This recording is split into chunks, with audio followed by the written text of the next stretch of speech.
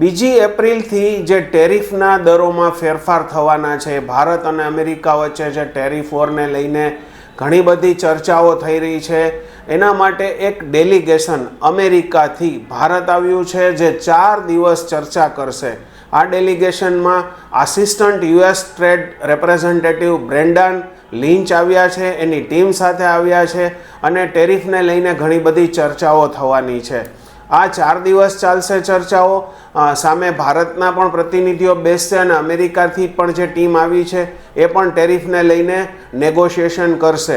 આ 4 દિવસ પછીના જે કાંઈ પરિણામો આવશે એની આપણને ઇમ્પેક્ટ એપ્રિલના બીજા વીકમાં જોવા મળશે. એટલે ખાસ ન્યૂઝ આજે એ કહી શકાય કે 4 દિવસ માટે અમેરિકાએ એનું ડેલિગેશન ટેરિફને લઈને ચર્ચા કરવા માટે મોકલ્યું છે.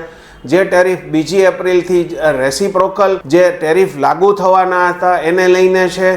ખાસ કરીને જે એમાં આઇટમો છે એમાં કહી શકાય કે મીટ છે, પ્રોસેસ્ડ ફૂડ છે, ઓટોમોબાઈલ છે, ડાયમંડ છે, ગોલ્ડ પ્રોડક્ટ્સ છે, કેમિકલ છે કે ફાર્મા પ્રોડક્ટ્સ છે.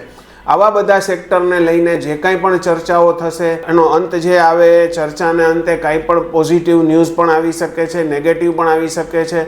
ચર્ચા 4 દિવસ ચાલશે અને યુએસથી જોવા જઈએ તો જે ટેરિફ લાગુ પડે છે, આપણા ટેરિફ વધારે છે, અમેરિકાથી આપણે જે આયાત કરીએ છીએ એના ટેરિફ દર વધારે છે, ઇન્ડિયાથી જે પણ અમેરિકા જાય છે એના ટેરિફ દર ઘણા ઓછા છે. એટલે નુકસાન થવાની શક્યતા પૂરેપૂરી છે. કયા સેક્ટરમાં નુકસાન થશે, કેટલું નુકસાન થશે એ કંઈ અત્યારે કેવું અઘરું છે, કહી શકાય એમ નથી.